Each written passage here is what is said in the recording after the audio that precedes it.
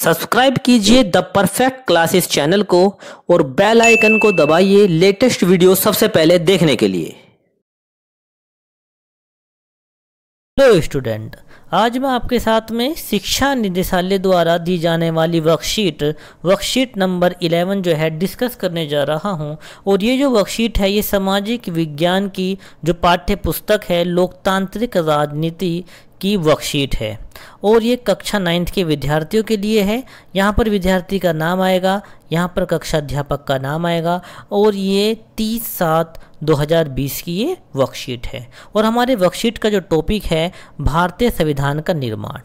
और ये जो वर्कशीट ली गई है ये हमारी लोकतांत्रिक राजनीति की जो पाठ्य पुस्तक है उसका जो लेसन है संविधान निर्माण, ये वहाँ से वर्कशीट ली गई है। बहुत ही इंटरेस्टिंग टॉपिक है संविधान का निर्माण। तो आज जो है हम इस वर्कशीट में भारतीय संविधान के निर्माण के बारे में पढ़ेंगे। तो ठीक है, हम अपनी जो वर्कशीट है इसको डिस्कस करते हैं। तो सबसे पहले जो इसमें पहला पॉइंट दिया हुआ है ये दिया हुआ है संविधान का रास्ता, यानी संविधान बनाने का रास्ता किस प्रकार से तैयार हुआ। संविधान बनाने का जो रास्ता है वो कैसे तैयार हुआ उस बारे में हम पढ़ते हैं, ज़रा देखते हैं। देखिए, भारत जैसे विशाल और विविधता वाले देश के लिए संविधान का निर्माण करना कोई आसान काम नहीं था, क्योंकि भारत के अंदर जो है बहुत सारी विविधता थी। सांस्कृतिक विविधता, जाति को लेकर विविधता, अलग अलग जातियों के लोग रहते हैं, अलग अलग धर्म को मानने वाले लोग रहते हैं, अलग अलग भाषा को मानने वाले लोग जो है भारत में रहते हैं। तो भारत जैसे विशाल और विविधता वाले देश के लिए जो है संविधान निर्माण का कार्य करना कोई आसान काम नहीं था, जबकि इस दौरान भारत और पाकिस्तान का बंटवारा भी एक दिल दहलाने वाला अनुभव था। और इसी दौरान भारत और पाकिस्तान का बंटवारा भी हुआ था। और ये जो भारत और पाकिस्तान का बंटवारा था बड़ा ही दिल दहलाने वाला था, क्योंकि काफ़ी जो है इसके अंदर जाने गई। फिर देखिए, इसमें लिखा है कि इन सारी मुश्किलों के बावजूद एक अच्छी बात यह थी। अच्छी बात क्या थी कि आज़ादी की लड़ाई के दौरान ही भविष्य के भारत के संविधान निर्माण के बारे में चिंतन मनन होने लगा था। यानी आज़ादी की जब लड़ाई चल रही थी उसी दौरान जो है संविधान के निर्माण के बारे में चिंतन मनन होने लगा था कि हमारे देश के लिए एक संविधान होना चाहिए, कि हमारा अपना एक संविधान होना चाहिए। आज़ादी से पहले ही, हमारे देश आज़ाद होने से पहले ही इस बात के बारे में जो हमारे आज़ादी के जो क्रांतिकारी हैं और जो हमारे जो लीडर हैं वो इस बात के बारे में चिंतन मनन उन्होंने शुरू कर दिया था कि हमारा अपना संविधान होना चाहिए। इस समय के दस्तावेजों में भी आज आज़ाद भारत के संविधान में सार्वभौमिक वयस्क मताधिकार, स्वतंत्रता और समानता का अधिकार, अल्पसंख्यकों के अधिकारों की बात कही गई थी। यानी जो उस समय के दस्तावेज थे, तो उस समय के दस्तावेज में भी आज़ाद भारत के संविधान में, यानी जब उस समय संविधान एक तैयार किया गया था कि हमारा संविधान कैसा होगा, तो एक आम सहमति बनी थी कि अगर हमारा संविधान होगा तो उसमें जो है सार्वभौमिक वयस्क मताधिकार होगा। सार्वभौमिक वयस्क मताधिकार का मतलब है सभी को वोट डालने का अधिकार होगा। जितने भी व्यक्ति, जितने भी लोग 18 या 18 वर्ष से ऊपर हैं उनको वोट डालने के अधिकार को सार्वभौमिक वयस्क मताधिकार कहते हैं। बहुत अच्छा क्वेश्चन है, पेपर में आ जाता है कि सार्वभौमिक वयस्क मताधिकार कहते हैं, किसे कहते हैं। तो ऐसे व्यक्ति जिनकी आयु 18 वर्ष से ऊपर है वो जो है सभी जो है वोट डालने के योग्य हैं। तो इस पर भी जो है आम सहमति बनी, चाहे स्त्री हो चाहे पुरुष हो, किसी भी जाति का हो, किसी भी धर्म का हो, बिना किसी भेदभाव के जो है वो वोट डाल सकता है। स्वतंत्रता और समानता का अधिकार, सभी को स्वतंत्रता मिलेगी और यानी कोई भी बंधन से बंधा हुआ नहीं होगा, सभी जो है स्वतंत्र होंगे। जिस तरह उस टाइम पे जो लोग आज़ादी के से पहले जो है वो गुलाम थे, तो कोई भी किसी का गुलाम नहीं होगा, सभी को स्वतंत्रता का अधिकार मिलेगा। समानता मिलेगी, यानी सभी के साथ समान व्यवहार किया जाएगा। और अल्पसंख्यकों के अधिकारों की बात की गई थी, और जो अल्पसंख्यक हैं, जो कम संख्याओं में हैं, उनको भी वंचित नहीं रखा जाएगा, ताकि उनको भी आगे बढ़ाया जाएगा। और उनके अधिकारों की भी बात कही गई थी कि ये कम संख्या में जो हैं इनको किस तरीके से आगे बढ़ाया जाए, तो है इनकी भी बात कही गई थी। इन बातों पर सभी की आम सहमति थी। इस संविधान सभा की बैठक से पहले सभी नेताओं में कुछ बुनियादी मूल्यों पर सहमति बन चुकी थी। तो संविधान सभा की जब बैठक हुई उससे पहले नेताओं के बीच में जो था बुनियादी मूल्यों पर जो सहमति बन चुकी थी। जैसे मैंने ये मूल्य बताए, सार्वभौमिक मताधिकार हमारे संविधान में होना चाहिए, स्वतंत्रता का अधिकार, समानता का अधिकार, ये सारी चीज़ें जो है हमारे संविधान के अंदर होनी चाहिए। इसकी सहमति पहले ही बन चुकी थी कि हमारा संविधान बनेगा तो हमारे संविधान के अंदर जो है ये चीज़ें होंगी। अब बात करते हैं संविधान सभा की। संविधान सभा, सबसे पहले हम जानते हैं कि संविधान सभा किसे कहते हैं। तो देखो, संविधान सभा किसे कहते हैं? चुने हुए प्रतिनिधियों की जो सभा संविधान नामक विशाल दस्तावेज को लिखने का काम करती है उसे संविधान सभा कहते हैं। यानी जो संविधान सभा बनाने का काम करती है उसको संविधान सभा कहते हैं। चुने हुए प्रतिनिधियों की जो सभा संविधान बनाने का काम करती है उसको जो है संविधान सभा कहते हैं। तो पता लगा संविधान सभा किसे कहते हैं? जो संविधान सभा जो है उसे कहते हैं जो चुने हुए प्रतिनिधि जो हैं संविधान बनाने का काम करते हैं। अब आगे बढ़ते हैं कि भारत की संविधान सभा में 299 सदस्य थे, कि जो भारत की संविधान सभा थी उसमें 299 सदस्य थे और जिसकी पहली बैठक 9 दिसंबर 1946 को हुई थी। बहुत अच्छा क्वेश्चन है, पेपर में पूछा जाता है कि संविधान सभा की पहली बैठक कब हुई थी? तो 9 दिसंबर 1946 को संविधान सभा की पहली बैठक हुई थी। इसके प्रथम स्थायी अध्यक्ष डॉक्टर राजेंद्र प्रसाद थे जो आगे चलकर स्वतंत्र भारत के प्रथम राष्ट्रपति बने। यहाँ से भी देखो दो क्वेश्चन हमारे सामने आए कि स्वतंत्र भारत के पहले राष्ट्रपति कौन थे? तो स्वतंत्र भारत के पहले राष्ट्रपति थे डॉक्टर राजेंद्र प्रसाद। दूसरा क्वेश्चन क्या बनता है कि संविधान सभा के स्थायी अध्यक्ष कौन थे? तो संविधान सभा के स्थायी अध्यक्ष जो थे वो कौन थे? वो भी डॉक्टर राजेंद्र प्रसाद थे। और ये स्थायी शब्द का यूज किया गया है, क्यों? क्योंकि इससे पहले अस्थायी अध्यक्ष थे संविधान सभा के, और संविधान सभा के जो अस्थायी अध्यक्ष थे वो थे सच्चिदानंद सिन्हा। संविधान सभा के अस्थायी अध्यक्ष थे, लेकिन जो थे उसके बाद राजेंद्र प्रसाद को संविधान सभा का स्थायी अध्यक्ष बनाया गया। तो संविधान सभा के जो अध्यक्ष थे डॉक्टर राजेंद्र प्रसाद थे।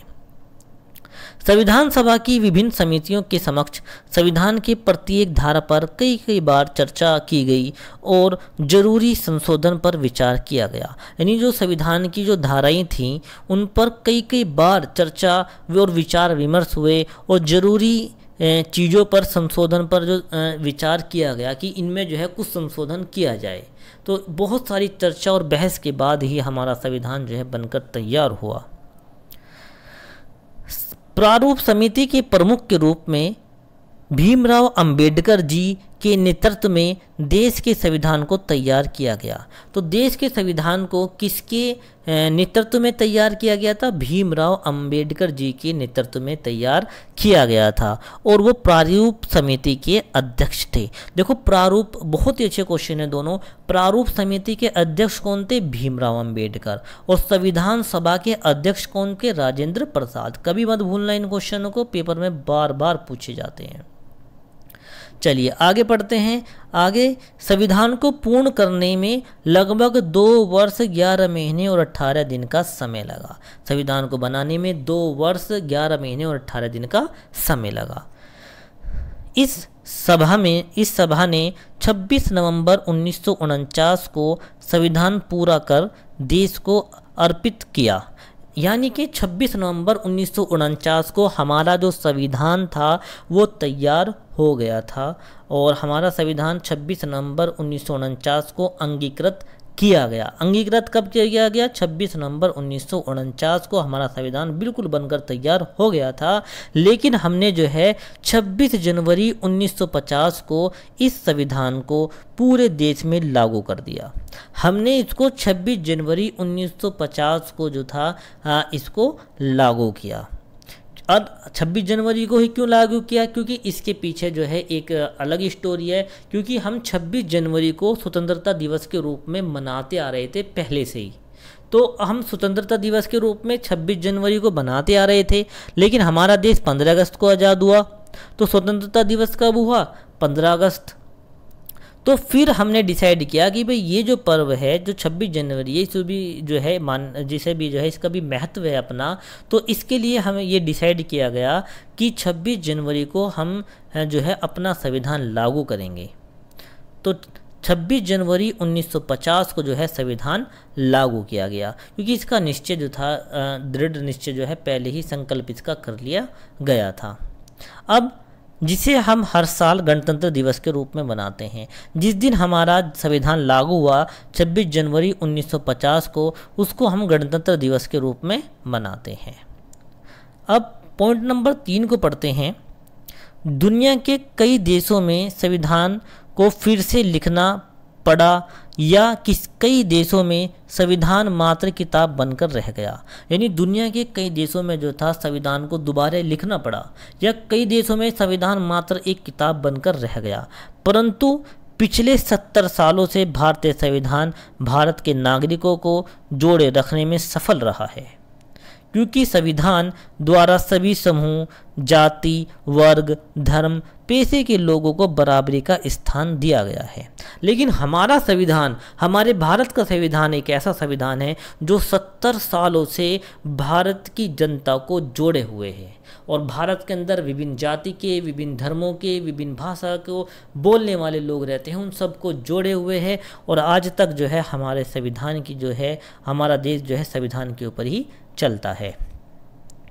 साथ ही सार्वभौमिक वयस्क मताधिकार को मान्यता दी गई, जो आज़ादी से पहले नहीं थी, और सार्वभौमिक वयस्क अधिकार को मान्यता दी गई, यानी जब हमारा संविधान लागू हुआ तभी जो है हमने सार्वभौमिक वयस्क मताधिकार को भी मान्यता दी गई। संविधान में समय अनुसार कई संशोधन हुए, लेकिन इसकी आत्मा हमेशा बनी रही। संविधान में समय अनुसार जो है कई संशोधन हुए हैं, लेकिन इसकी आत्मा हमेशा बनी रही। संविधान में जो है हमारा संविधान जो है पूर्णतः ना तो कठोर है और ना ही लचीला है, इसमें संशोधन किया जा सकता है, तो हमारे संविधान की आत्मा इससे बनी रही। तो और क्या है कि वयस्क मताधिकार दिया गया, आज़ादी से पहले ये नहीं था। अब इसके क्वेश्चन पर आते हैं। क्वेश्चन नंबर वन क्या है कि संविधान सभा किसे कहते हैं। देखो, अगर इसका आपको क्वेश्चन पैराग्राफ में ढूंढना है तो सबसे पहले पैराग्राफ के अंदर जो लाइन दी हुई है, यहाँ से हम देखें संविधान सभा में संविधान सभा किसे कहते हैं, तो यहाँ से स्टार्ट करेंगे कि चुने हुए प्रतिनिधियों की जो सभा संविधान नामक विशाल दस्तावेज को लिखने का काम करती है, उसे संविधान सभा कहते हैं। यहाँ तक ये क्वेश्चन होगा। ये क्वेश्चन नंबर 1 है, ठीक है। अगर किसी को यहाँ से लिखना है तो यहाँ से भी क्वेश्चन नंबर 1 लिख सकता है। उसके बाद मैंने इसको नीचे भी लिख दिया है कि संविधान सभा किसे कहते हैं। चुने हुए प्रतिनिधियों की एक सभा है जो संविधान नामक विशाल दस्तावेज को लिखने का काम करती है, उसे संविधान सभा कहते हैं। दूसरा क्वेश्चन क्या है, संविधान सभा की प्रारूप समिति के प्रमुख कौन थे। बहुत ही अच्छा क्वेश्चन है, मैंने बताया था कि पेपर में कई बार पूछा गया है। तो संविधान सभा के प्रारूप समिति के जो अध्यक्ष थे या प्रमुख थे वो कौन थे, भीमराव अंबेडकर। ये यहाँ पर भी दिया हुआ है, देखो प्रारूप समिति के जो प्रमुख थे वो कौन थे, प्रारूप समिति के प्रमुख थे भीमराव अंबेडकर, और अध्यक्ष कौन थे, राजेंद्र प्रसाद, और प्रारूप समिति के अध्यक्ष थे भीमराव अंबेडकर। इसके बाद में क्वेश्चन नंबर 3 को हम देखते हैं। क्वेश्चन नंबर 3 है कि हमारे देश में संविधान कब लागू किया गया। तो हमारे देश में संविधान जो है 26 जनवरी 1950 को लागू किया गया, और ये ऊपर के पैराग्राफ में भी लिखा हुआ है। यहाँ पर देखो 26 जनवरी 1950 को इस संविधान को पूरे देश में लागू किया गया। यहाँ से यहाँ तक है ये। अब हम जो है इसके क्वेश्चन नंबर 4 पर आते हैं। देखो क्वेश्चन नंबर 4 है, यदि आपको अपने विद्यालय के लिए एक संविधान बनाने को कहा जाए तो आप किन किन बातों को ध्यान रखोगे। यानी आपको अगर संविधान बनाना है तो आप किन किन बातों को ध्यान में रखोगे। तो आप सभी अपने जो है अपने विचार जो है यहाँ पर रख सकते हैं, और अपनी अपनी थॉट सबकी अलग अलग होती है। तो इसको अपने तरीके से इस क्वेश्चन को करना है कि अगर आपको संविधान बनाने के लिए दिया जाए तो आप जो है किस प्रकार संविधान बनाओगे, किन किन बातों को ध्यान में रखोगे। मैं मैंने एक हिंट देने की आपको यहाँ पर कोशिश की है, तो आप जो है इसको भी देख लेंगे। क्वेश्चन नंबर 4 का ये आंसर है और ये हिंट देने की मैंने आपसे कोशिश की है कि यदि आपको संविधान बनाने के लिए दे दिया जाए तो आप किन किन बातों का ध्यान रखेंगे। तो यदि मुझे विद्यालय का संविधान लिखने को कहा जाए तो मैं विद्यालय के नियम बनाते समय सबसे पहले उद्देश्य, यानी सबसे पहले जो है उद्देश्य, जो उद्देशिका है वो तैयार करूँगा और उस उद्देशिका में विद्यालय का क्या उद्देश्य होना चाहिए ये बातें स्पष्ट रूप से लिखी होगी। यानी कि उद्देशिका तैयार होगी और उसमें ये बात जो है स्पष्ट रूप से लिखी होगी कि विद्यालय का जो उद्देश्य वो क्या होना चाहिए और क्या होगा कि विद्यालय का उद्देश्य जो है विद्यार्थियों की प्रतिभा को बाहर निकालना है। यानी विद्यालय का जो उद्देश्य है वो स्पष्ट होगा कि विद्यालय का उद्देश्य जो है वो विद्यार्थियों की प्रतिभा को बाहर निकालना, ये चीज़ जो है उसमें मेंशन होगी विद्यालय के संविधान में। दूसरी चीज़ किन बातों का ध्यान रखा जाएगा, इसके बाद विद्यालय में सभी के कर्तव्यों का वर्णन किया जाएगा, प्रधानाचार्य से लेकर विद्यार्थियों तक। यानी कि उस संविधान के अंदर जो है सभी के कर्तव्यों का वर्णन किया जाएगा कि प्रधानाचार्य के जो है क्या क्या कर्तव्य हैं और एक विद्यार्थी होने के नाते उनके क्या क्या कर्तव्य हैं, उन सब का वर्णन इसमें किया जाएगा। और चीज़ें क्या होंगी इसके अंदर, और उन सभी के अधिकारों का वर्णन होगा। यानी सभी के अधिकारों का वर्णन होगा, प्रधानाचार्य के क्या अधिकार हैं, जैसे कि प्रधानाचार्य के पास क्या अधिकार हैं, अध्यापक के पास क्या अधिकार हैं और विद्यार्थियों के पास क्या अधिकार हैं। तो उन सभी बातों का इसमें वर्णन होगा, इन सभी का उल्लेख स्पष्ट रूप से होगा। स्कूल के टाइम टेबल व पाठ्यक्रम का वर्णन स्कूल स्पष्ट रूप से किया, यानी स्कूल के टाइम टेबल व पाठ्यक्रम का वर्णन जो है स्पष्ट रूप से किया जाएगा। यहाँ पर हम लिखेंगे, क्या लिखेंगे, किया जाएगा। तो ये जो है ये एक जो मैंने आपको हिंट देने की कोशिश की है कि यदि आपको संविधान लिखने के लिए दिया जाए स्कूल का तो आप जो है उसको उनमें किन किन बातों का ध्यान रखेंगे। तो इस प्रकार मैंने जो सामाजिक विज्ञान की जो वर्कशीट थी इसको आपके साथ में डिस्कस किया है। अगर मेरी वीडियो जो है आपको पसंद आई है तो जो है इसको जो है लाइक कीजिए, ज़्यादा से ज़्यादा शेयर कीजिए और मेरे चैनल को सब्सक्राइब कीजिए। धन्यवाद।